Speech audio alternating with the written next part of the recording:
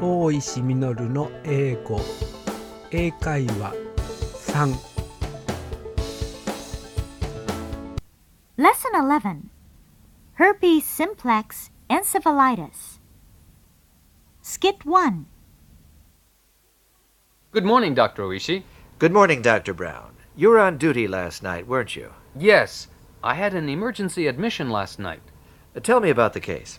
The patient is a 20-year-old woman who noticed a fever and a headache 3 days ago.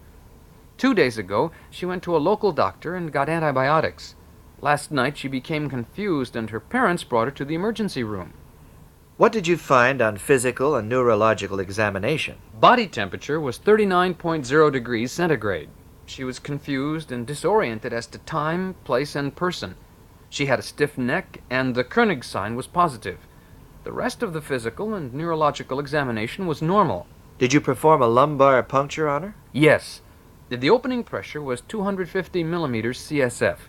Cells 150 per cubic millimeter, predominantly lymphocytes, protein 100 milligrams per deciliter, and glucose 60 milligrams per deciliter. What was blood glucose at the time of the lumbar puncture? I didn't measure the blood glucose. Well, you see, if the blood glucose is 100, a CSF glucose of 60 is normal. But if the blood glucose is 200, a CSF glucose of 60 is abnormal. I didn't know that. Starting next time, I'll measure the blood glucose too. Did you gram stain the CSF? Yes, but no microorganisms were seen.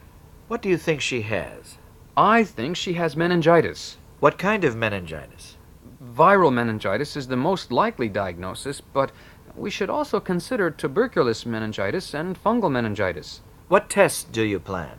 I requested blood and urine tests, chest x-rays, a tuberculin test, a CT scan of the head, and an EEG. What treatment did you start? I started a drip infusion of glycerol and 3 liters of oxygen.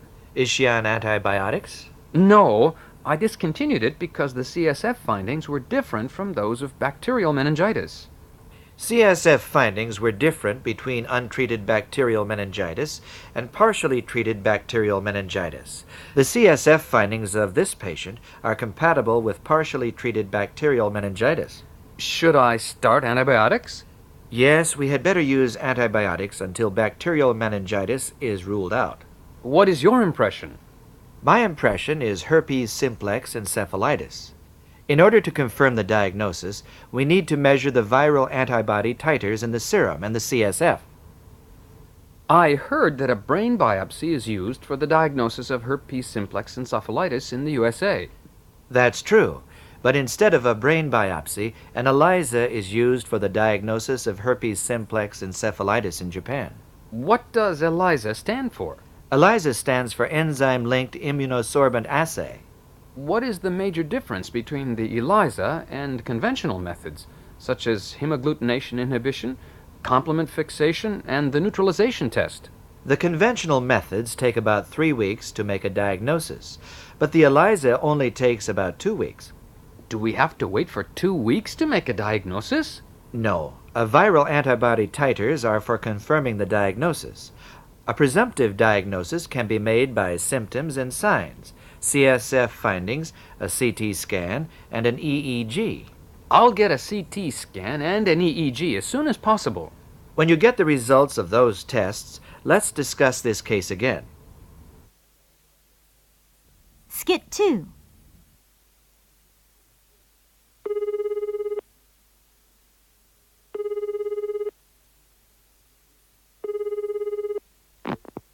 Hello, is this the CT room? Yes? Is John there? Speaking. Hi, John.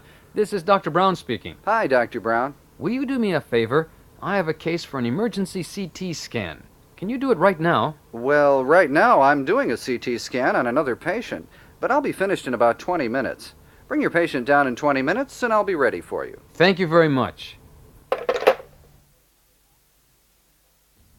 20 minutes later, at the CT room. I brought my patient. Is she cooperative? No, she is confused. Uh-huh. Please help me move the patient from the stretcher to this bed. Okay.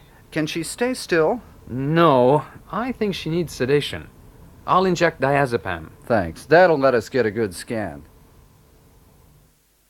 Skit 3. I got the CT scan of the head and the EEG. Let's see the CT scan first. The plain CT scan shows a low-density area in the right temporal lobe. The enhanced CT scan shows a linear enhancement in the right temporal lobe. I agree with you.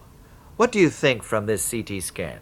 This suggests herpes simplex encephalitis, but is also compatible with cerebral infarction.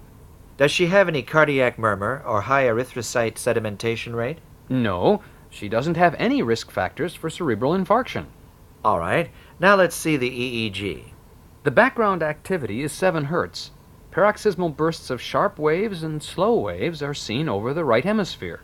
Yes, these are called periodic lateralized elliptiform discharges and are seen in herpes simplex encephalitis and in cerebral infarction.